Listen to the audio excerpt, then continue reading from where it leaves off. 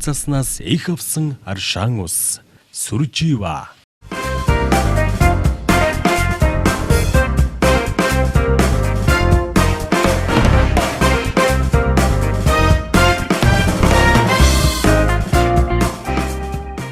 Сайн байцгаана уу үзэгч сонсогч уншигч та бүхэндээ бэлтгэн хүргэдэг 100 асуултны нэвтрүүлгийн маань энэ удаагийн дугаар эхлэхэд бэлэн болоод байна.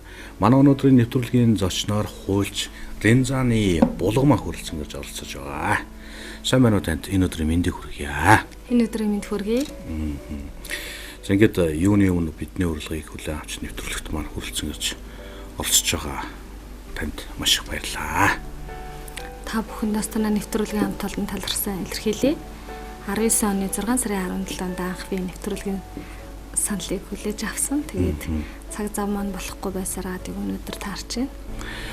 За хуульч булгамаагаас нэвтрүүлгийн туршид 100 асуултыг танаас би асуув. Та надад 100 хариултыг чин сэтгэлээс өгнө. За ингээд хоёул өнөөдрийнхөө нэвтрүүлгийг эхлэе. Нэвтрүүлгийн маань хамгийн эхний асуулт та өөрийгөө танилцуулаач. За намайг Ерөнзааны булгамаа гэдэг. Би хуульч мэргэжилтэй. Айлын одоо уган охин, ус айлынгаа зохин, доороо 2 дүүтэй. Аа маань одоо Ус аймгийн Хярах сумын харьяат бас хуульч мэргэжилтэй. Хууль шүүхийн байгууллагад насаараа ажилласан Монгол Улсын гавьяат хуульч Игэл Даруухан юм хүн бэ. Ээж маань их баригч юмч, бага эмчийн мэргэжилтэй. Ангаах ухааны салбарт бүх насаараа л ажиллаж хэдэн зуун хүүхдийг одоо их барьж авсан юм буянтай ачтын юм хүн байсан. Миний хувьд бол аавынхаа мэргэжлийг өвлөж хуульч болсон. Хууль зүйн ухааны магистр, бизнесийн удирдлагын магистр, мөн одоо төрийн удирдлагын магистр. Ер нь одоо бол боловсролын удирдлагын чиглэлээр хууль зүйн ухааны чиглэлээр докторийн зэрэг хамгаалахаар одоо суралцаад аспирантура төгсөөд эрдмийн ажил авчиж байна. Баян зүрх дүүрэгтээ бид хөдөө орон нутгаас шилжиж ирснээс хойш 20 гаруй жил 6 дугаар хороонд амьдарч байна. Хүн болгонд хэлэх дуртай үг гэж байдаг. Таны хувьд та ямар үг хэлэх дуртай байдаг вэ? Ер нь эзэн хичээл заяа хичээнэ гэдэг үг хамгийн ойрхон бууж байна. Гэхдээ миний өвөгийн хэлдэгээс үг ер нь надад бол их ойрхон амьдрал тутамд их үнцэнтэй үг юм а гэж бодогддгийн. Буян буянаа дагдаг, будаг өнгөө дагдагаа гэж. Хүнд хийсэн, хүнд тус хүргэсэн буян болгонд чамд бороо олгож ирнэ охин минь гэж намайг одоо 5 настай байхад л өвөө маань хэлжсэн. Тэгээ энэ үг бол их тод санагдаж орж ич юм да. Багтаа маш сайн бүжгэлдэг байсан байлээ та. Мундаг бүжгэлдэг байсан байлээ. Би сонссон таныг. Тэгээ ер нь бол миний хүүхэд нас дараа нь оюутан байхдаа ч бүжгэлж илаа штэ. Ардын бүжиг мянгад баяд уйлзуур үжгүүдийн гол төлөв бүжгэлдэг байсан. Уйлзуур үжгээрээ би хүүхдийн яргуу наадам, хүүхдийн одоо урлагийн наадмуудад төрүүлж 2 ч удаа найрамдал олон улсын наадамд би олон улсын найрамдал хүүхдийн амралт үн төлбөргүй амарчж илаа. Тэгээд манайх одоо Булган аймагт нэг хэсэг аав маань хуулийн хэлцээний дараагаар ажиллаж байгаад Увс аймагт намайг 9-р ангид байх үед шилжиж буцаад тэнд шүүхийн дараагаар одоо ажиллах болсон. Хуулийн хэлцээний дараагаар ажиллаж байсан. Дараа нь одоо шүүхийн дараагаар ажилласан. Тэр үед би 9-10-р ангид одоо яг таны олж харсан тэр одоо орчин цагийн нийтийн дууны оддуудтай хамт нэгэн тайзнаа одоо бүжиглэж эзгэнж байлаа. Тэд маань бол дуугаа дуулдаг. Би одоо гоцлол үжигийн төрлөөр бүжгэлдэг байсан. Монгол Улсын гавьяач үжигчин Самандын Жавхлан, Монгол Улсын гавьяач үжигчин Лослын Болдбаатар, соёлын тэргүүний ажилтан Банзрагч Бурмаа, Дэлгэрмаа гэдэг энэ олон дуучтайгаа зүг энэ зэрэгцэн одоо нэг тайзнаа би бас түүх хөтөжсэн. Тэгээ Увс аймгийн 70 жилийн он концертанд би бол яг одоо гоцлол номеруудаа бол ардын бүжгээрээ бол одоо бүжгэлж ийсэн. Одоо ч одоо сайхан одоо видеочлог үлдсэн байдгийг. Тэгээд манай найзууд хэлдгийг булгаач бүжгээрээ авсан болвол бас нэг Монгол Улсын соёлын тэргүүний хавцад өгөхөөсөн баха гэд шоолдог. Гэтэ ер нь бол яг хүн юу хэлэх гээд байгаа юм гэхээр хүүхдийг ер нь хүүхэд байхад нь сонирхсан бүхэл зүйл дээр нь сонирхлыг дэмжих хэрэгтэй юм билэ. Та багтаа ер нь ямар мэргэжилтэй болъё гэж бодож ирсэн. Тэгээ ахлах ангид ороод бол бас арай илүү аавынхаа ээжийнхаа мэргэжлийг өвлөөдөх нь зүйтэй гэж ийм одоо шийдэлд хүрсэнтэй. Таны одоогийн эзэмсэн мэржлийг сонгоход аав бол маш чухал. Үл хөдлөөрөл, үүрэг орол гүйцэтгсэн багт тийм ээ. Ер нь тэгээд шүүгч гэдэг бол маш хүнд алав шүү дээ. Би бол одоо намайг дураагаад шүүгч бол гэж олоовтой хэлсэн дээ. Ааваа энэ маш хүнд ажил. Би одоо үнэхээр амжихгүй гэд таавта сэлжсэн. Миний аавын талаар хүмүүс одоо нутаг орных нь ажиллаж исэн бүхэл аймгийн эргэн тойрны улсад их ам сайтай байдаг. Хариуцлагатай, зарчимч, шудраг шүүгч гэдэг. Тэгээ ер нь зарчим шудраг үйлдэл гэдэг бол их чухал юм байна гэдгийг би бол бас тэндээс олж харсан. Тэгээ бүр ахлах ангидаа орох тусмаа аав маань Увс аймгийн шүүхийн даргаар ажил, шүүхийн дарга ажил хийн гэдэг бол маш одоо хариуцлагатай ажил шүү дээ. Олон жил ажилласан. Дараа нь би оюутан болоод ирэх тэр мөчөд Дархан уул аймгийн Сумдны ерөнхий шүүгчээр очиж ажилласан. Ингээ насаараа шүүхийн байгууллагад ажилласан. Юу хэрэг стресс чинь та нийгэмд таны ажил ч өөрөө хэцүү юм да. Нэг зарчим баримталдаг. Огтхонч бусдад халдаадаггүй. Халдаахгүйгээр өөртөө тэр стрессийг даван туулах. Ер нь өмгөөлөгчийн ажил хийгээд явж хахад нэг 2 хэрэгтээр би бас өөрөө ирэхгүй стресстэж гүн гүнзгий орж исэн нэг санагддгийг. Ялангуяа манай учир төв 50 насаа алдсан 13 настай охины хэрэг. Ээж нэрэл, эмээ нэрэл, аав нэрэл өнөө шин зүудэнд орлоо. Тэгэл хэцүү шүү дээ охины алдсан аав хүн гэдэг бол тийм ээ. Тэгээ энэ мөчөд бол өөрөө ирэхгүй одоо дагаж бодох бүр нойр хүрэхгүй байх нэг үе байсан. Би өөрөө бусдад гэрэл түгээх байх хэвээр, итгэл найдвар өгөх байх хэвээр. Би өөрөө хүчтэй байх хэвээр. Тийм ч учраас ер нь баргийн юмд би бас нэг нураад идэхгүй. Яагаад гэвэл энэ бол миний ээжээс өгсөн одоо хүмүүжил төлөвшил гэж би хэлмээр байна. Миний ээж 3 хүүхэдтэй бол маш зөв хүмүүжилтэй. Ёстой нарийн мэдсэн ухаанаар биднийг хүмүүжүүлсэн. Альва зүйлд бас нэг нухацтай хандах, ухаалгаар хандах, бодиттой хандах тэр ухааныг хэр арга юм дээр барьцаалтахгүй байх тэр гэрийн боловсролд хүмүүжлийг бидэнд өгсөн мөлий эргээ бодох нэ. Тийм болохоор бол одоо хэр арганд барьцаалтаж болохгүй гэдэг зарчим маань нэлээд суусан байдаг шүү. Нэг ийм зүйл байна. Таны одоо дагнж өнгөлж байгаа хэрэгүүд бол ер нь насан туршаагүй охин хүүхэд гэр бүлийн хүчирхийлэл энэ дээр ер нь таны өнгөлж байгаа хэрэгүүд ингээд зонхлоод ингээд харагдаад байгаа надад. Тэгэхээр ер нь одоо энэ нөгөө нийгмийн сүлжээ гэдэг юм чинь сошиал орчин гэдэг юм чинь ийм нээлттэй болцсон болохоор энэ хэрэгүүд одоо тэгж ингэж их харагдаад байдаг юм уу? Өсөөд байгаа юм уу? Хэрэг өсөөд байгаа бол энэ яг юундаа байна?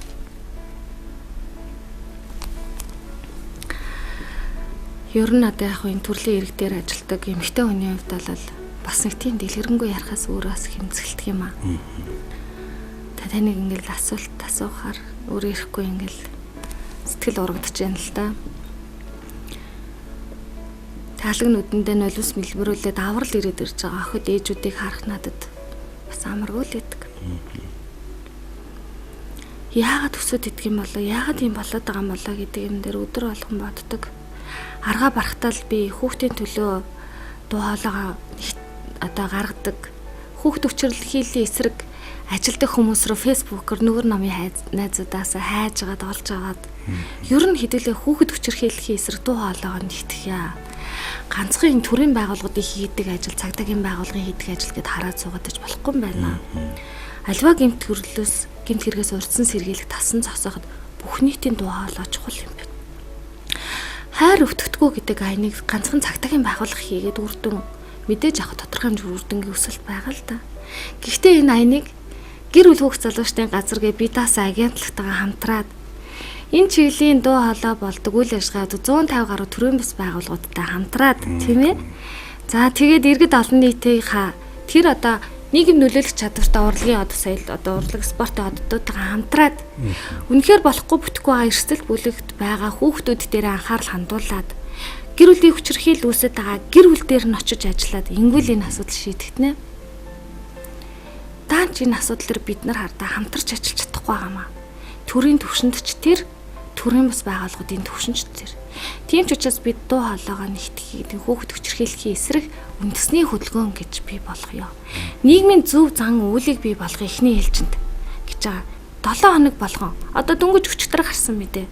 Хүсгэл аймагт 13 настай охиныгоо хойд аав нь хүчин татдаг байсан. Ээжтэй 2 жилийн өмнөөс ээж нь намайг хүчинжсэн гэдэг бяцхан ах хэлсэн. Мэдээж их хүн арайчтай чигээд асуудал тавинаад тэгээс охиныг амьнасныг нь охрогоод өөрөө одоо шангийн өдөр ууланд очиж модноос амиа игүүдгсэн байх жишээ. Түүний түрүүчийн 7 хоногт юу гарсан? Бас нэг гадаад иргэ хойд аав бяцхан охиноо хүчинжсэн байна. Түүний түрүүчийн 7 хоногт юу гарсан? Хинтийн аймагт өвөө нь 2 өсвөр насны охтыг хүчинжсэн. Энд чинь ингээл 7 хоног болохноор нэг хэсэг ингээ шуугаал мартдаг. Ингээ дунджаар аваад үзвэл Монгол улсын өсвөр насны охтуудын 250-аас 260 орчим охтууд жилд бэлгийн хүчирхийллийн золиос болж шít. Хинээсээ гол төлөв ураг төрлийн шин чанартай гэр бүлийн төвшөнд 250 гэдэг тоо нийт охтын тоотой харьцуулахад зарим нэг хүмүүст бага юм шиг санагдаж болцсохгүй. Гэхдээ насар хоороо явалтай. 250 цэцэг гандаж үлдчихнэ гэж та боддоо. Амьдралд итгэлээ алддаг тэд. Ойр хавийн ах トゥ найз нөхдөсөө ичдэг. Сургуулийн хашаараа очихдоо намайг хэн нэг мэдсэн болов гэж айж имэдэг. Яг л тэр байдлаа өмгөөлөгчдөг хуваалцдаг. Магадгүй эмэгтэй өмгөөлөгч болохоор тэр бүхнээ хэлдэг байх л та. Сайхан өнгөрсөн 7 хоногт тэр 17 настай охин хүчирхийлэлд төрсөн хүүхэд ээжтэй хэлж чадахгүй нэг чи би тантай элен талангуй ярилцмаар байна гэл. Заримдаа нэвтрэхэд хэцүү байдаг шин. Тэдний орон зайг Оюу толгой гэдэг мундаг компани байна. Би шударгал хэлье. 3 хүүхэдтэй залуу хүмүүсгүй ажлаа тараад хурууга хийхээр ажлын цагаа бүртгүүлдэг хурууны өрөө шүү. Хурууга хийхээр очсон. Араас нэг гэмт хэрэгтэй ирээд хуруу хийдэг өрөөнд нь хүчирхийлсэн. Ажлын байр нь айлгүй байтал хаана гам бэ? Хачин сайхан рекламддаг үсттэй. Нэг хэсэгтээ тэр мэдээг зүгээр л хэвлэл мэдээллийн хэрэгслүүдээс арчуулсан шүү. Би үнэхээр хүчин мөхсцэн. Ганц телевизээр ярилцлага өгсөн тэр охин оройн гарах уу гэсэн ч гарах болсон. Ийм л байна. Хүчтэй нь хүчгүйгээ дээрлэгдэг энэ байдал байж болохгүй зүйл. Энэ ч л хүний эрхийн зөрчил шүү дээ. Тэр охинтой тэр бүсгүйтэй би нэвтрэлцэхэд үнэхээр амаргүй байсан. Ирээд л уйлаа суучдаг. Хань ижлийнхээ өмнө 3 хүүхдийнхээ өмнө би юу гчлэх вэ гэжээ. Та надтай зүг энэ бүхний ард гарч чадах уу? Би ялах уу? За ингээд энэ хэрэгжил гар өртөө явсараа шийдвэрлэгдсэн л дээ. Би энэ дэр жахан сэтгэл дундуур л байдгийн. Хинтэд болсон гэр бүлийн хүчирхийллийн том хэрэг дээр ч гэсэн хэдийгээр одоо охин нь гим буруутай хайд аавынхаа асуудлыг дэлгэж таад шудраг асыг мандуулсан ч гэсэн тэр орон нутагт амьдрахад маш хүнд байсан. Тэгээ шилжиж ирсэн. Нэг хэсэг би өөр дээрээ авчдаа тэр охин хамт ажилласан. Хичтэй ягээ зүг арга ажиллаад тий. Бас хуульчийн таслах хийгээд ажиллаач нэг хэсэг 3 сар ихтэй надтай хамт ажилласан. Тэгээ саяхнаас одоо өөрийнхөө мэргэжлийн ажилд орсон байгаа да. Тэгэхээр яг таны хэлдэг энэ бүх одоо гэмт хэргийн хохирож олсон хүмүүсийн дараа нийгэмшүүлэх асуудал, амьдралд хөл тавиулах асуудал, тэдний сэтгэл зүйн болон эрүүл мэндийн үйлчилгээний асуудал гээд араасаа асуултын тэмдэг шиг шийдвэрлэгдэг олон асуудлууд байна. Энийг төр олж хараасай. Төрөө ирэх бүхий албан тушаалтнууд нь олж хараасай гэдэг л энэ зүйл хамгийн чухал. Энэ бүхэн чинь юу болоод байгаа юм бэ? Ерөөсөө л энэ ажилгүй иргэдийн тоо нийгэмд их болсон байна. Архиталт газар авсан байна. Ахуйн архиталт 30% өссөн байна гэт. Тэгэхээр энэ ахуйн архиталт ажилгүй байгаа асуудлууд чинь гэмт хэрэг гарах уул уурхайд бий болгоод байна. Эргээгээд эн чинь хардаа гэр бүл гэдэг энэ нийгмийн гол үндсэн суурь нэгч чинь өөрөө ганхад хүрч байна. Орлогогүй байна. Орлогогүй улсууд чинь яаж ин стресс бий болж байна. Гараал бодолтой авах чадвар байхгүй байдал чи хүнд байдалд хүрэж шүү дээ. Тэгэхээр энэ нийгмийн янда энэ олон стресс өчөө өөрсдөө хүмүүсийг санамсаргүй болон санаатай хэлбэрээр гэмт хэрэг хийхэд хүргээд байгаа юм. Тийм учраас бол ганцхан тэр гэмт хэрэгтэнтэй асуудлыг ярих бус тийм ээ. Нийгмээрээ бид энэ асуудалд хандмаар юм билээ.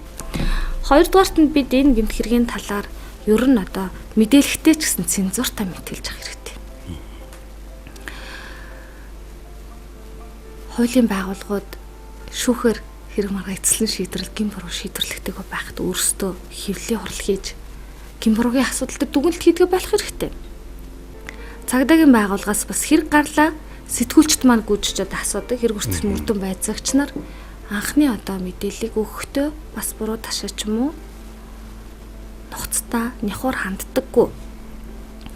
13 настай охин дээр тухайлбал зочид буудлыг ажиллаж байсан хүн нь ч тэр анх энэ хэрэг дээр ажиллаж байсан мөрдөгч нь ч тэр хамгийн анх нийгэм ташаа ойлголтыг өгсөн. Бид бол бас ёс зүйн хариуцлага тооцоолсон.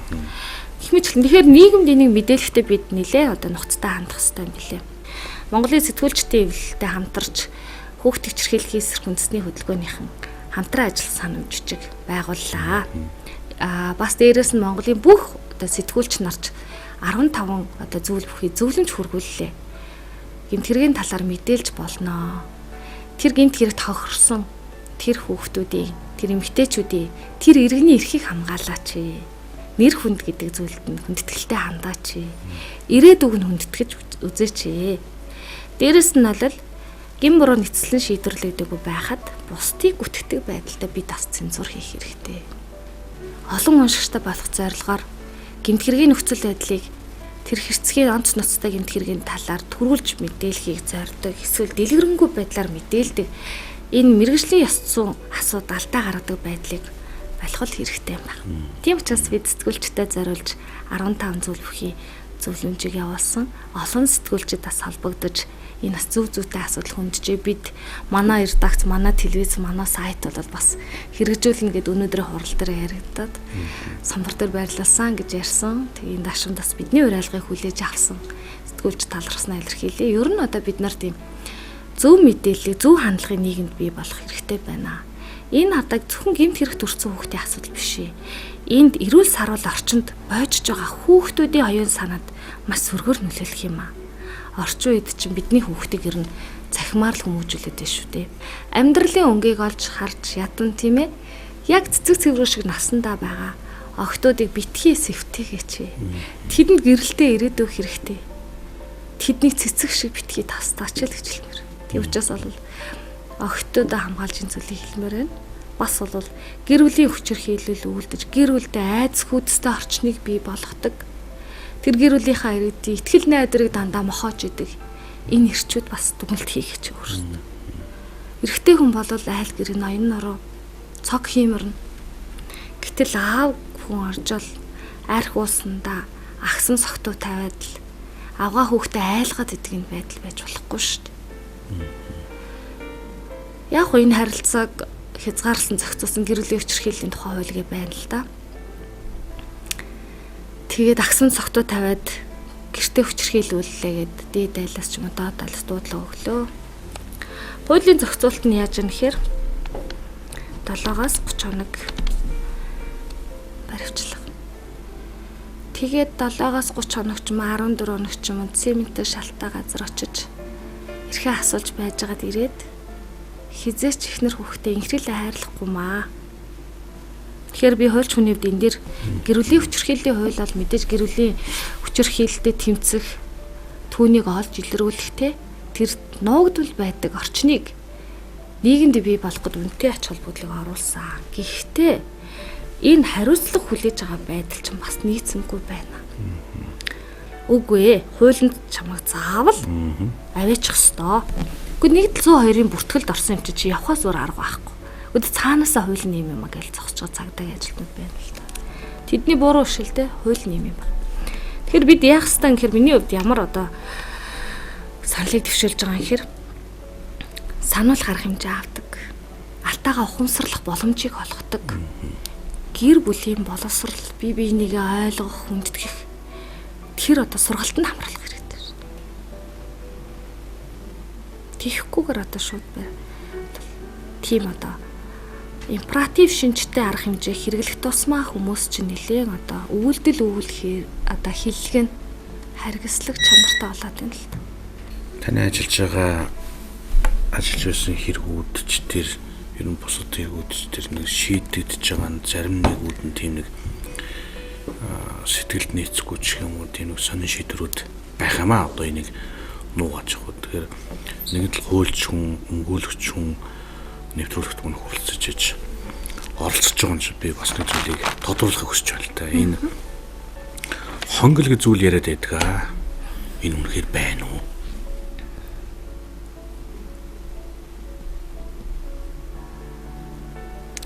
Хонгол гэдэг зүйл байгаа эсхийг хэн тодорхойлох вэ гэхээр хонглоор ороод хэлмэгдээд хүний эрх болон эрх зүйн байдланд орцсон улсад илүү тод жишээгээр баримтаар гаргадаг шүү дээ.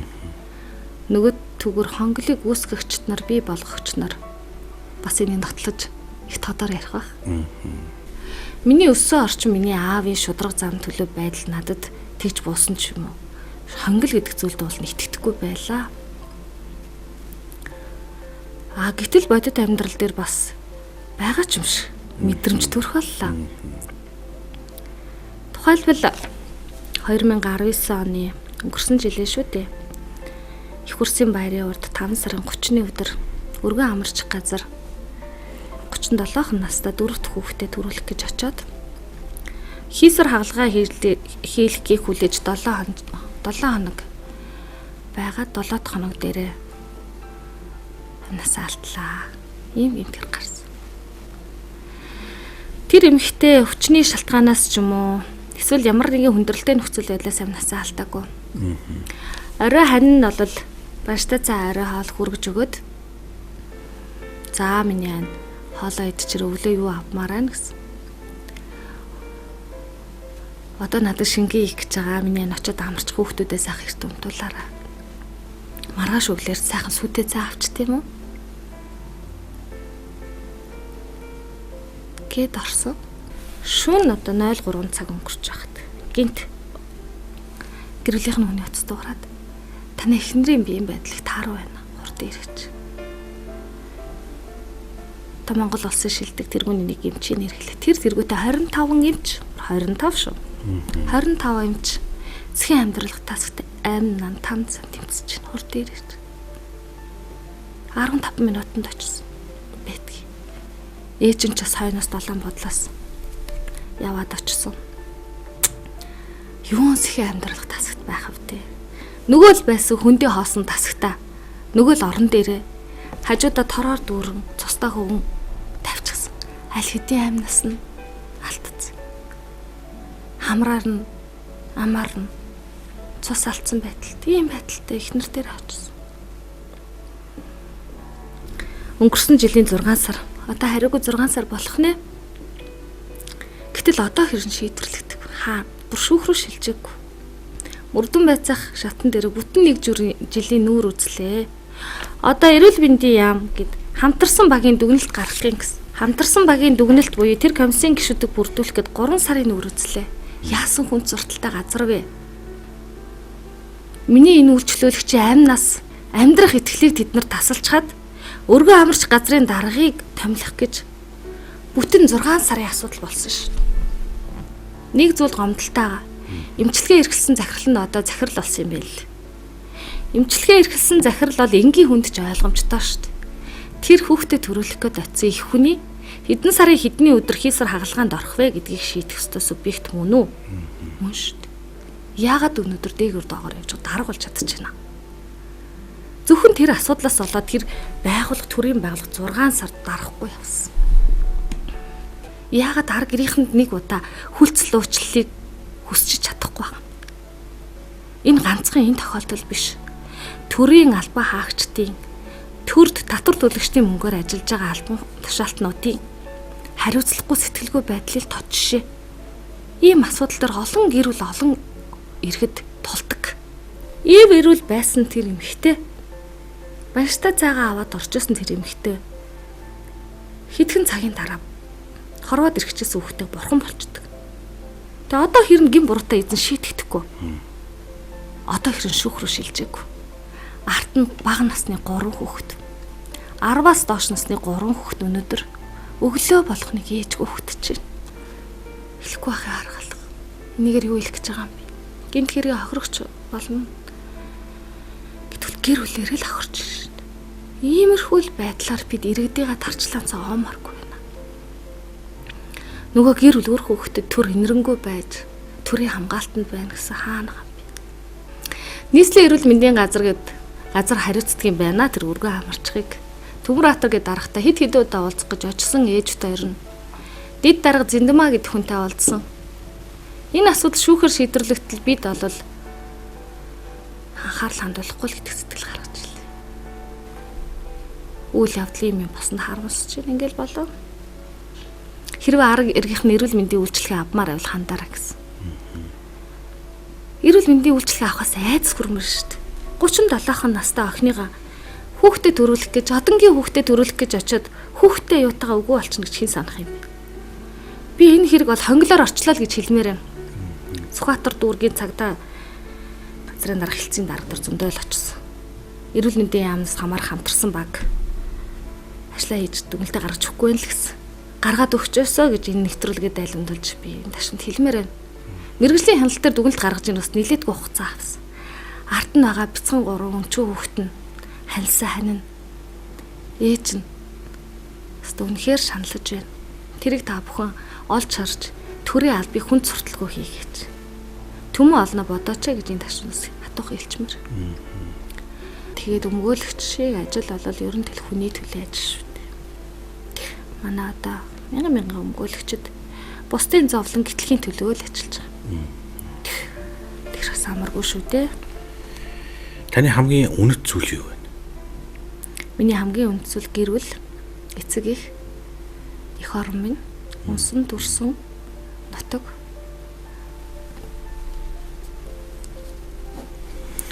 Таны хамгийн аз жаргалтай байсан хүч? Аз жаргал гэдэг чинь ер нь сэтгэлийн амар амгалан шүү дээ. Хамгийн аз жаргалтай мөч үйл би анх ажилд ороод анхны цалингаараа аав ээжтэй бэлэг авч өгчээсэн. Тэр мөч нь хамгийн аз жаргалтай. Илүү бүтээн амьдрал чи өөрөө аз жаргал юм байна. Тэгээ Монгол улсын шилдэг хууль зүйн салбарын шилдэг оюутнаар шалгарч байсан тэр мөч бол миний хувьд хамгийн аз жаргалтай байсан. Тэр батламж дотор дагалдаж ирсэн 80,000 төгрөгөөр тас атгаал сургууль руугаа хар хурдаараа гүйж захиралтай очиж байсан. Тэгээд тэр жилд миний сургалтын төлбөрийг ч гэсэн 100% чөлөөлөгдөж байсан. Тэр бол ээж аавдаа оруулсан миний хамгийн анхны амьдралд нэмэр тус болсон хэрэг юм а гэж бас эргээд олон жил бодож явдаг. Яагаад тэгэхээр хоёр одоо төрийн албаа хаагч тэр айл өрхөд хоёр хүүхдийн сургалтын төлбөр төлнө гэдэг бол манайд чамгүй хүндрэл байсан шүү. Амаргүй байсан. Аав ээж маань бидний боловсралтай иргэн болгохын төлөө эрвийх дэргийхээрээ ястаа нэг цаашаа юмаа хийж мөнгө хоригдлуусараа бидний лөө явуулдаг. Энэ бол олон л айл гэрэлт байдаг шүү дээ. Аз жаргалын өөрөө л бүтээх ёстой. Тэгэхээр аз жаргал гэдэг зүйл гинт хүрээд ирэх шүний хичээл зүтгэл хөлмөрөөр би ургаж би болд юм аа л гэж хэлмээр байна да. Миний харж байгаагаар та маш их хөдөлмөрч, маш их завгүй юм л хүн л дээ. Гэхдээ ер нь юу хийдэг вүлээ гэд интернетээс одоо хайгаад үзлээ. Маш олон зүйлийг давхар хийж байна. Тэгээ энэ бүх зүйлийг яаж амжуулж байна вэ? За би энд зөвхөн олсны гол мэддэгэл би энд бичсэн байгаа доо зөв үү буруу юу? За хууль өмгөөлөгчөөс гадна Монгол Улсын ерөнхийлөгчийн оронтооны бас зөвлөхөөр ажиллаж байгаа. Олон улсын болон Монгол Улсын арбитрийн арбитрч, Монголын хуульчдын холбооны удирдах зөвлөлийн гишүүн, хуульч багш нарын холбооны тэргүүн, их хурлын дуу хоолой төрөмс байгууллагын тэргүүн, хүчирхийлэлд өртсөн хүүхэд эмэгтэйчүүдийн эрхийг хамгаалах нийгэмлэгийн дэд тэргүүн, хүүхэд хүчирхийллийн эсрэг үндэсний хөдөлгөөний санаачлагч. За гэдэл зөндөл юмнууд байна да. За бас орхигдсон зүйл байна. Тий. Мөсөн шийдлийн засгийн газар ажиллаж байсныг би ярьсангүй. Тийм ээ. Ерөнхий сайдын зөвлөхөр ажиллаж Ерөнхий байсан. сайдын зөвлөхөр ажиллаж байсан. Их засаг сургуульд бас маш олон жил ажилласан тийм ээ. Ер нь энэ бүх зүйлүүдийг ер нь яаж амжуулдаг юм бэ? Та өөрөө тийм завгүй байх дуртай хүн үү? Амжилт гэдэг бол амжуулах гэдэг үг нь юу? Улбаатай шүү дээ. Аа. Тэгэхээр альва зүйлийг амжуулж ижил амжилт ирнэ шүү дээ. Ер нь одоо энэ хийж байгаа ажлууд маань бусдын төлөө нийгмийн төлөө чиглэгдэт ах шиг нэргээд харахад амьдралынхаа өнгөрөөсөн он жилд 20 гаруй жилийг би боловсрол хууль зүйн салбарт ажилласан он жилүүдэд эргээд харна. Дандаа олонтойгоо ажилласан юм бий. Төгссөн сургуультай багшаар үлдээ дараа нь 2001 онд би их цэг олон улсын их сургуульд багшаар ажилд орж исэн. Их цэг сургуулийн багш, тэнхмийн эрхлэгч, хуулийн сургуулийн декан, сургалтын албаны дарга, сургалт эрхэлсэн захирал, сургалт инновац эрхэлсэн захирал, сургуулийн дэд захирал гэдэг. Стал төрийн албанд бол мэрэгч зарчмаар ажилласан. Сургалтын байгууллагад ажилласан энэ он жилүүд маань боловсролын байгууллагад олж авсан тэр эрдэм ухаан, тэр эрдмийн хамт олноосоо суралцчихсан тэр он жилүүд маань өнөөдрийн болгомыг нийгэмд бий болгож гаргаж ирсэн юм байна гэж би боддог. Хүү ер нь бахархал дүүрэн амьдрахад шиг сайхан байхгүй.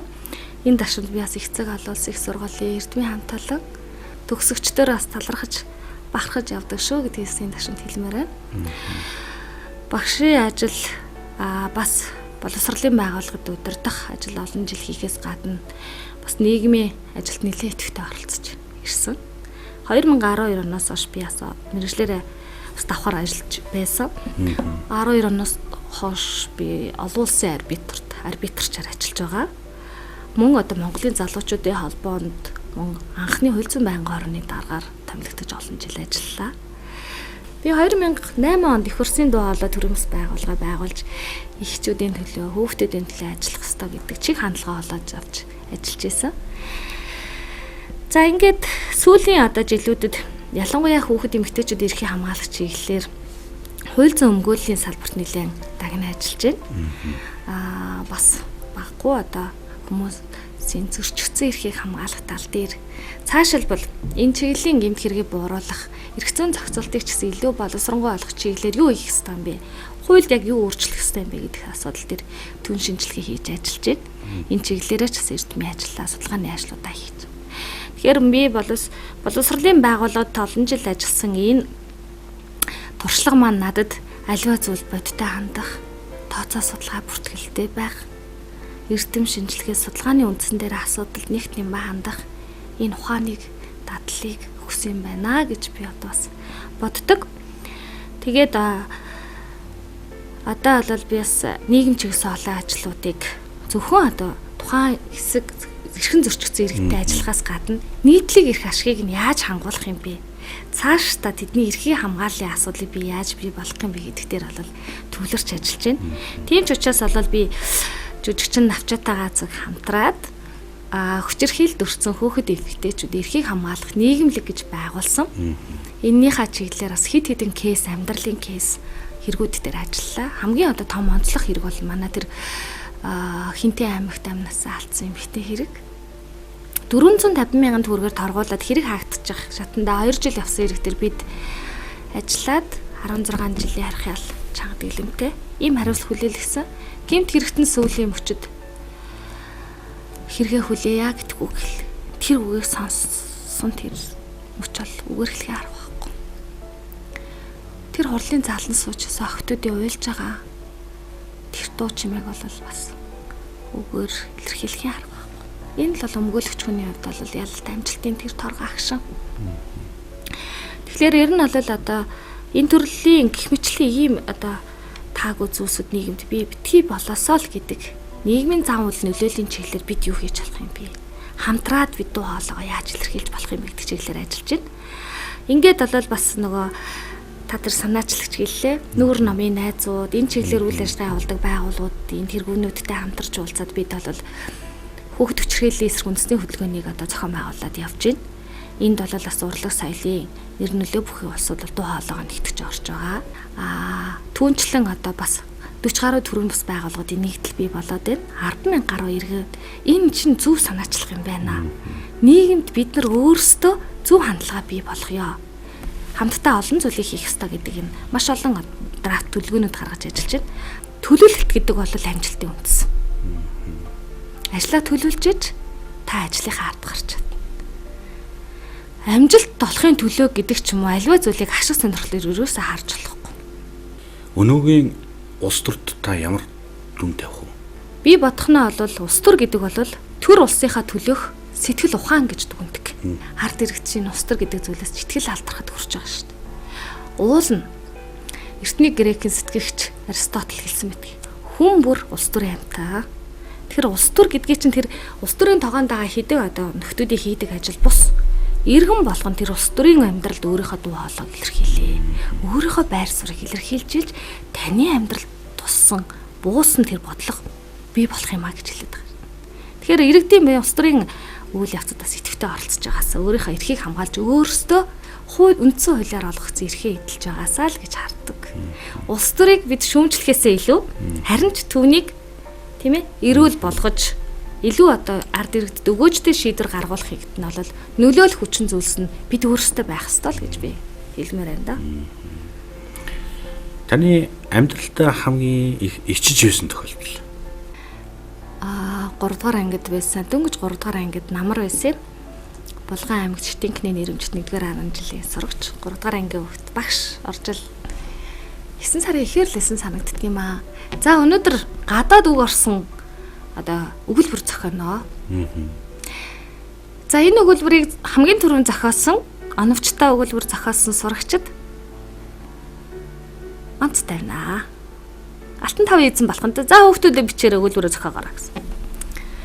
Аавын маань уншдаг санингийн яг ихийн хэсэгт нүрээ хэсгэд үнэнгээ санингийн нүрээ хэсэгт бүр ингээд өргөнөөр ингээд зурцсан байдаг. Бичсэн байдаг. Орон бүрийн пролетар нар нэгтгэв. Тэгээ гадаад үг гэхээр би одоо яг ингээл ер нь одоо ингээл капитализм гэдэг чинь гадаад үг. Тэгээ тэрийг яг санаж байгаа л орон бүрд капитализм манд тугаа гэж тавьчлаа.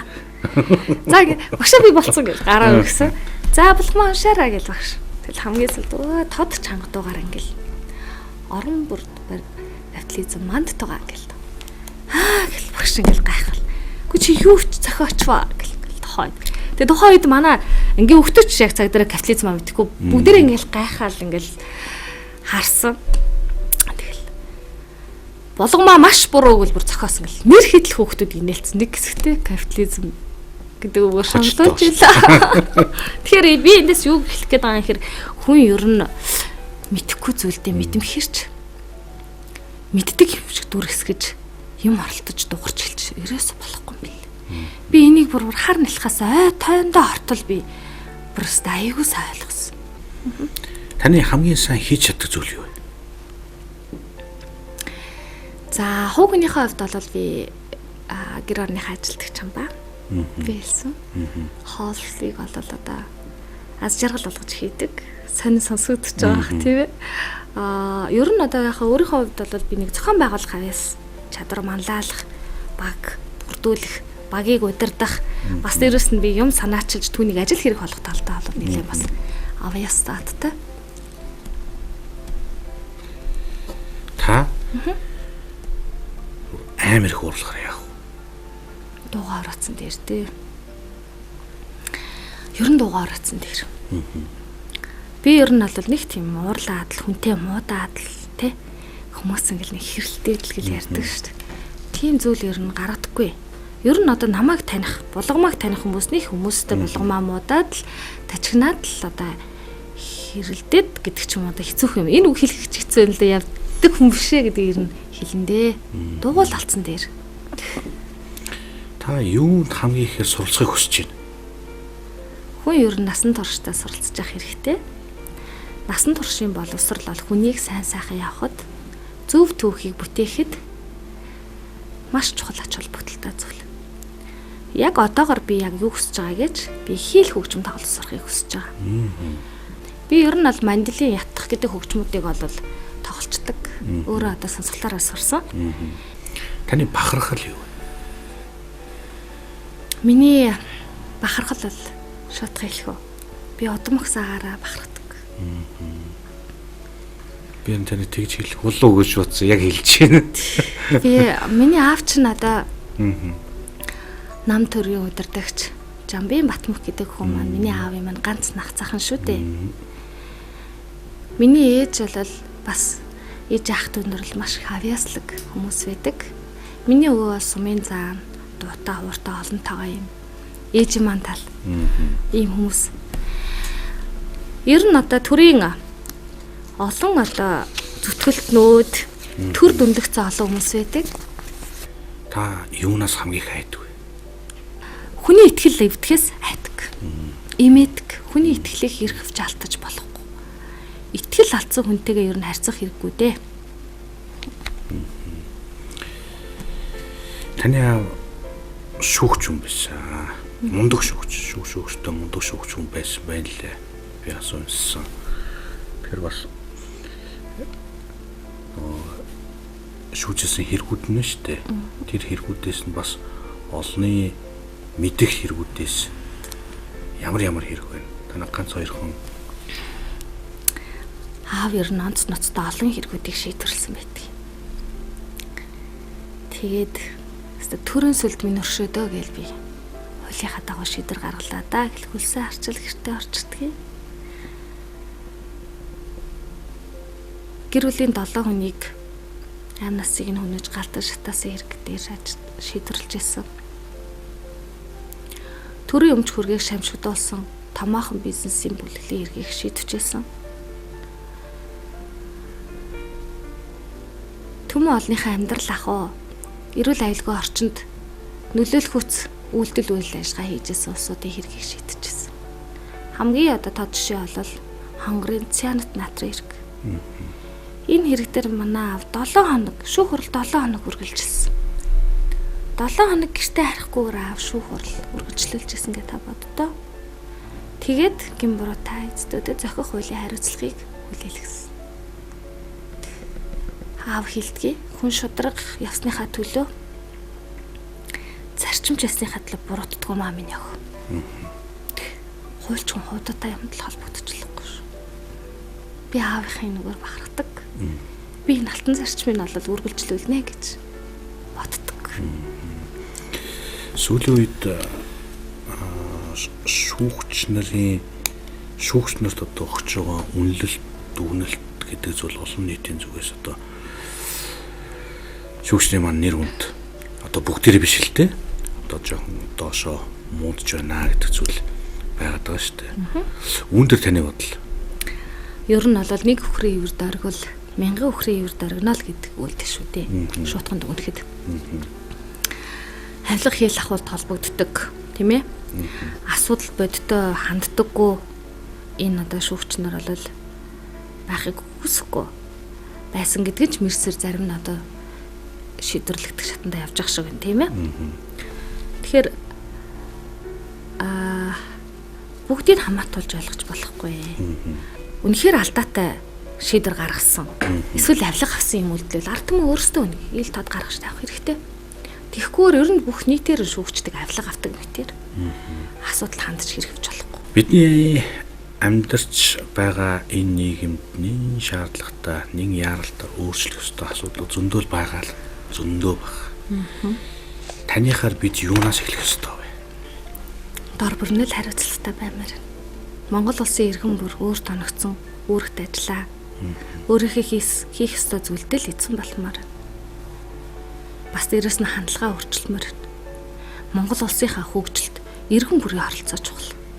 Зүгээр л нүүр номороо дамжуулж шүүмжлэгчснээрээ хийж байгаа, бүтээж байгаа улсуудыг шүүмжилснээрээ бид хөгжлийг бий болохгүй. Хүн бүрийн хичээл зүтгэл, хүн бүрийн хөдөлмөрийн өрдөнд Монгол улсаа бид дэлхийн улс болгож чадна. Энэ зүйл дээрээс л анхаарах юмсан гэж боддог. Яагаад өдрөөс өдөрт ард иргэдийн амьдралд ороотой даа? Яагаад бидний гэмт хэргийн тоо өсөд байгаа тухай яриад яагаад энэ шоромжсон бодлогын араараасаа бий болоод байгаа юм бэ? Ард иргэдийнхээ амьдрал тусан бодлого явахгүй хагийн л үр дүн шүү дээ. 30 сая биш шүү дээ. 3 сая юулаа. Тэгэхээр энэ 3 саяд бид бүгдээрээ л хөгжлийн төлөө хичээл зүтгэл гаргах ёстой. ирээдүйн залуучуудынхаа боловсролыг дэмжих хэрэгтэй. Ялангуяа одоо орчин үеийн залуучууд хүүхдүүд бол улс эх орноосоо төрүүлж хөгжөөд байгаа шин. Хүн нь улс эх орныхоо хөгжлийг төрүүлээд байж болохгүй ч. Тэгэхээр төр асныг нь бодох хэрэгтэй дээ. Тийм ээ? Тэгэхээр хүний хөгжлөө дэмжсэн төрийн хурдтай хөгжил Монгол улсад хэрэгтэй байна л гэж хэлээ. Таны муу зуршил юу вэ? Би маш бага унтдаг. Харин ирнэ. Нэг хасаас нааш найрахгүй. Гэхдээ би ер нь хөөхөд оюутан байхын л нэрээ 3-4 цаг хүртэл ном уншдаг хүүхдээсэн. Тэгээ харьцан гайг болсон. Миний нойр нэлээд бага учраас зуршил муу гэж хэлмээр юм уу? Муу зуршил гэж хэлмээр юм. Хожим ер нь эрүүл мэндэд сүргээр нөлөөлөх үедээ гэж боддог. Гэхдээ би арын цагаар маш их уншиж бичиж боловсруулах, ном унших бүх зүйлээ амжуулдаг. Тэр төрлийн маркийг гэсэн. Таны ихэр харамсдаг зүйл юу вэ?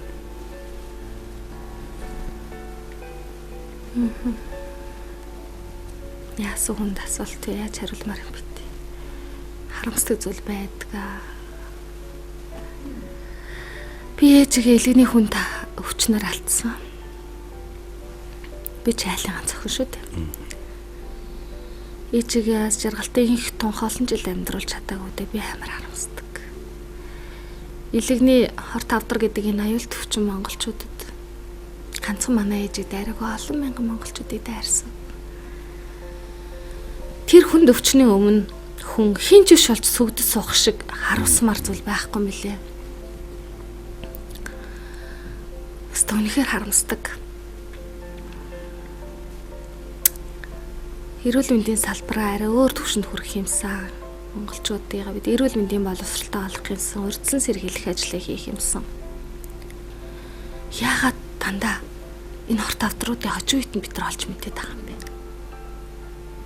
Яагаад заавал хэлэх солиулгатай хүрэл эсвэл одоо гатгшаа дутгшаа авчиж нэг юм арай ч юм уу хэдэн жилийн амин насанд тортох байдлыг харсаар байх юм бэ?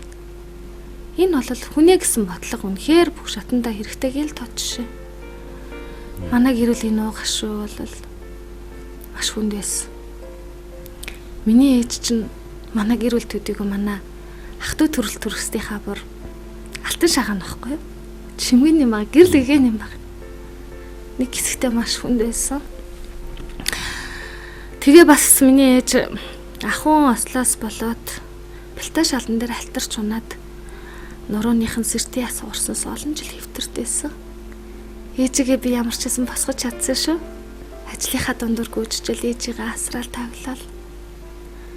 Нуруугийн цаалалчгүй юмсан гэл таслалгүй гэл. Гэлцүүлдэг байсан. Ээжигээ би босгож чадсан. Ээжигээ өндийлгээд тэрэгэн цартаа олоо сүлдээ таягтаалаад ээж маань аваа явдаг болсон чинь нэлхний хорт автар болсон байсан. Олон жил хэвтсэн. Тэмний ээж миний сонгон болсон ганц охин ээжийнхээ ачиг хариуллаа та гэж хариулжсэн. Ивэдээ юу н хариулсан байх втэ? Хариулж чадаагүй. Олон хүн энэ зовлон амсахгүй байгаасаа гэж би боддог. Бас энэ ташинд нэгдүгээр эмнэлгийн илгэний засгийн хамт олонд би талархснаа илэрхийлж хэлмээр байна. Үнэхээр бас хүний зовлон гинтлөө тэмцдэг алтан гартай эмчнэрээр хараад би бахархаж байсан. Хамгийн сүүлд нэг юмд харамссан. Бас дахиад тийм өвчтөе хүмүүс хүнд шатанд орчхоор очих эмнэлэгч олддгүй юм бэл. Би ер нь нэг боломжтой шиг болвол хөнгөвчлөх одоо эмнэлэг улсын эмнэлэг хатгахнаа байгуулахын төлөө нэг бодлого чиглэлтэнд нөлөөлөхийн төлөө явах юмсан гэж боддог. Эмнэлгийн нөгөө нас аргачдын тоо нэмэгдчихдэг юм байна. Тийм болохоор ээжигээ аваад яваач гэх юм бэл. Хавдар судалтаар очиход аль эртээ хөнгөвчлөг тасаргооч дараалалаараа дүүрчихсэн байна. Хүлээж авах боломжгүй. Гэртээ аваад хайртал гэдэг юм бэл. Энэ отоос эмгэнэлцэд.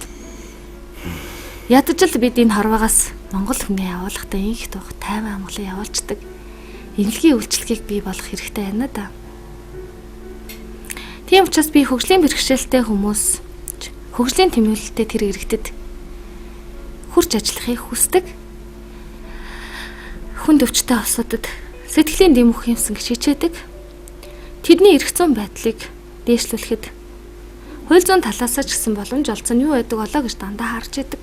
Таныг өөрийнхөө амьдралд өөрөө дүн тавьж гэвэл хийж бүтээхийн төлөө зөв түүхийг бүтээхийн төлөө ирмэлзэж байгаа эгэлж ирийн л эмэгтэй байна да. Би ер нь зөв түүхийг хамтдаа бүтээе гэж найз нөхдөйгөө уриалах дуртай. Битгий юмыг зоосны нүхээр хараач. Хэдүүлээ хүн болсон байна да. Хүний хороо богинохон шүү дээ. Хизээ хэн маань энэ хорвоог орхих хинч тааж хэлж мэдэхгүй байхад хэдүүлээ бүгдээ хамтраа зөв түүхийг бүтээе л гэж уриалдаг. Тэмчээс зөв түүхийг бүтээхийн төлөө тэмүүлж байгаа эгэлж ирийн л Монгол улсын иргэн эмэгтэй байна да. Мөнгө танихаар юу вэ? Би мөнгийг шүтдэггүй. Шутхан л хариулъя. Хэдийгээр нийгэм эдийн засгийн амьдралыг зохицуулах хэрэгсэл боловч мөнгөөр шийдэхгүй олон зүйл байгаа. Гэхдээ мөнгө бол бас хөдөлмөрийн үр дүнд бий болдог. Хөдөлмөр үр шимээ мөнгөөр үнэлүүлээд түүнээсээ хэрэгтэй тэр хэрэгцээг хангана гэдэг бол бас л амьдралын аз жаргал юм уу? Гэхдээ мөнгийг шүтгэхээсээ илүү мөнгийг бүтээх ёстой гэдэг зарчмыг таны амжилт хөдөлмөр л тэр мөнгийг дуудаж ирэх ёстой шүү. Түүнээс ч надад аз таараасаа эсвэл одоо өнөө өглөө гараад алхах чидэл урд нь дөрөвчтэй мөнгө агаасаа гэж сэрүүнээр зүүдэлж амьдралыг харж болохгүй. Хэрвээ та хүний хорвоод хүн болдрогүйсэн бол ямар амтан болдрогүйсэн бол? Яста бодож байгаагүй асуудал байна. Миний хүү эмээ хоёр багахад көм наадтай шүү яг ямаа шиг гэл тэгдэг байсан. Гэтэ би өөрийгөө нэг ямаа гэж бодохгүй байна. Ер нь бол би морь олно шүү. Би моринд их хайртай. Би морины одоо сүвнэрүүд морины зураг цуглуулах дуртай. Өөрөө бас морин маш сайхан хиймэрлэг гоё тэмүүлэлтэй юм морийг бас олж хараад түүнийг зурах. Бас би ойж бол ханандаа өлгсөн. Тэг би өөрөө бол одоо морил гэж төсөлж ин да. За ингэ нэвтрүүлэг маань ерөөдөө өндөрлж байна. Нэлээд хүнд сэдвийн хүрээнд хоёулаа ярилцчихлаа. Тэгэхэд нэвтрүүлгээ өндөрлөхөөхөө өмнөх хүн бас нэг гэгэн сайхан зүйлийн талаар ярилцаад хоёулаа нэвтрүүлгээ өндөрлөё. Таны нүүр номыг ажиглаад байхаар хүүхдийн уран бүтээлийг их дэмждэг харагддээ шүү. Тэгээд ер нь таны эзэмсэн мэргэжил ер нь л яваал тэгэл хүүхд рүү л орж байгаа юм да. Та зөв олж харжээ. Ер нь ягаад ч миний хийж байгаа үйл хэрэг хүүхдийн аюулгүй байдлын талаар, хүүхдийн эрхийн хамгааллын чиглэлээр ч юм уу тий. Хүүхэд эмэгтэйчүүдийн эрхийн асуудал руу чиглэлүүд орцсон л байж идгээ. Хүүхэд гэдэг чинь Монгол улсын ирээдүй шүү дээ. Тэд томчуудын алдаатай, томчуудын хариуцлахгүй үйлдэлээс олж хохирч болохгүй. Тэдний ирээдүйд дандаа итгэлтэй гэрэлтэй байх ёстой. Би хүүхдэд маш их хайртай. Хүүхдийн эрхийн хамгааллын асуудал сүүлийн жилүүдэд бол бас нэлээд хурцаар тавигдчихж байгаа. Ерөнхийлөгчийн хувьд бол ажлаа авсан цагаас хойш хүүхдийн эрхийн хамгааллын чиглэлээр нэлээдгүй ажилтнууд зохион байгуулж зэн чиглэлээр анхаарлаа хандуулж ажилласан. 2019-с 2020 оныг бол хүүхдийн эрх хамгааллын жил болгож зарласан. Яагаад вэ? Хүүхдийн эсрэг үйлдэгдэж байгаа томчуудын гэмт хэргийн тоо өсөж, хүүхэд гэмт хэрэгт өртөж байгаатай холбогдуулна шүү дээ. Тэгэхээр энэ таслан зогсож хүүхдийн эрхийг хамгаалах чиглэлээр маш олон ажлуудыг санаачлан зохион байгуулж байгаа. Би бас ерөнхийлөгчийн хүүхэд эмэгтэйчүүдийн асуудал дээр голчлоо одоос ажилдаг орон тооны ус зөвлөхийн хувьд бол яг энэ асуудал дээр бас нэлээдгүй ажлууд дээр оролцож ажилладаг. Одоо бол 19 оноос хойш энэ ерөнхий боловсролын сургуулийн хүүхдүүд чинь сургуулиасаа одоо гэрээсээ сургууль хүртэл сургуулиасаа гэр хүртэх энэ яг энэ маршрут дээр маш олон одоо гэмтэргийн одоо охирогчулж исэн. Дээрэмдэх, улгаад одоо өртөх эсвэл одоо бие махбод нь халдах зэрэг үйлдэлүүдийн гэмтэргийн охирогчулж исэн.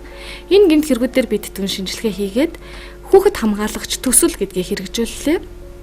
Тэгэхээр дандаа хууль хяналтын байгууллага, боловсролын байгууллагад ажил байсан тэтгэврт гарсан ахмадуудын оролцоотойгоор өөрөөр хэлбэл иргэдийн оролцоотойгоор бид хүүхэд хамгаалагч төслийг одоо хэрэгжүүлсэн. Түүний үр дүнд бол одоо 20 гаруй хувиар тэр орчинд хүүхэд гэмт хэрэгт өртөх асуудал буурсан. Тэгэхээр үүнтэй нэгэн адил бас хувь хүнийхээ хувьд ч бас энэ чиглэлээр дуу хоолойгоо илэрхийлж удаас ажиллахыг хичээдэг. Төрийн бодлогод оролцож дуу хоолой болохоос гадна ялангуяа би энэ зам болол одоо энэ хүүхдийн эрх хамгааллын асуудлыг хүндсэн Нандин нас гэдэг энэ уран бүтээлийг бас TX гэдэг продакшнтай хамтарч одоо ажиллалаа. Одоо гол нь бол одоо ер нь хууль зүйн талаас нь зөвлөгөө өгөх тийм ээ. Энэ уран бүтээлийг хүүхдэд хэрэгтэй олон ангид контент ховор байдаг. Тэгэхээр энэ 14 ангид киног бол гаргах гэд бид нараас 3 улирал ажиллалаа. 200 гаруй хүүхэд оролцсон. Тэр хүүхдүүдтэй өсвөр насны хүүхдүүдтэй ажиллаж байхад тэр одоо цаг мөч ямар гоё яадаг. Тэр хүүхдүүдийн ертөнцөөр бол би 103 сарын туршид хамтдаа байсан. Маш их зүйлийг олж харсан. Монголын хүүхдүүд Монголын одоо ирээдүйн төлөө ямар хэтгэл үнэмшилтэй байгаа вэ те? Тэднийг яаж дэмжих ёстой вэ? Тэдний гэмт хэргийн одоо халлаа төртүүлэхгүй байхад бид юуг анх томчуудад юуг анхаарах ёстой гэдэг олон зүйлийг тэндээс олж харсан. Тэгээ энэ кино маань удахгүй одоо дэлгэцэн дээр гарах гэж байгаа. Боловсрал телевиз бас бидний уран бүтээлийг дэмжиж хүүхдэд бол одоо хүргэхээр болсон. Тэгээ Нандин нас хүүхдэд зориулсан олон ангид кино маань эх 7 хоногоос эхлээд боловсрал телевизээр одоо хүүхдүүдийн хүртэл олноо. Тэгэхээр энэ бол бас өсвөр насны хүүхдүүдийн үерхэл нөхөрлөөс гадна маш нийгмийн юм ач холбогдолтой юм зүйлсүүдийг хүндсэн юм уран бүтээл болсон байгаа. Тэгээд даашид энэ уран бүтээлийг хамтарч хийсэн нийт уран бүтээлчд нартай талархснаа илэрхийлье. Миний хувьд бол энэ продюсерийн төвшөнтөлд ажилласан гэсэн үг л дээ. Гэхдээ бол санаачлаг бүх одоо ажлын явцад бол гар бие оролцож байсан. Тэгэхээр эндээс хүүхдийн төлөө гэсэн сэтгэл бол хүүхдийн төлөө гэсэн хичээл зүтгэл маш чухал. Ер нь одоо нэг зүйлийг онцлие. Эцэг эхчүүд тийм ээ томчууд үед хүүхдээ үл хайхарснаас болж хүүхдийн эрхийг хүнддэхгүйгээс болж хүүхэд гэмт хэрэг охирогч болж байна. Хүүхэд хичээлдээ муудаж байгаа шүү. Тэгэхээр хүүхдээ чи онцгор гэхээс илүү хүүхдэд байх анхаарал халамж асар чухал байна гэдэг зүйлийг бас хэлмээр байна да. Ингээд бидний урилгыг хүлээн авч нэвтрүүлэгт маань хүрэлцэн гэж оролцсон танд маш их баярлалаа. Тэгээд таны цаашдын хийж хэрэгжүүлж байгаа энэ хүүхдийн төлөө тийм ээ энэ гэр бүлүүдийн төлөө хийж хэрэгжүүлж байгаа энэ сайхан гэгэн сайхан ажлуудтай сэтгэлчлэн бүтэх болтугай гэж усан өрөөж байна. Баярлалаа. Та бүхэндээ уран бүтээлийн өндөр амжилтыг хүсье өрөөё. Үзэгч та бүхэндээ бэлтгэн хүргэдэг 100 асуулт нэвтрүүлгээ маань энэ удаагийн дугаар ийхүү өндөрлөж байна. Манай өнөөдрийн нэвтрүүлгийн зочноор хуульч Ринзаны булгам хүрэлцэн гарч орслоо. Та бүхэнтэйгээ дараагийн нэвтрүүлгээр эргээд уулзтлаа. Түр баяртай.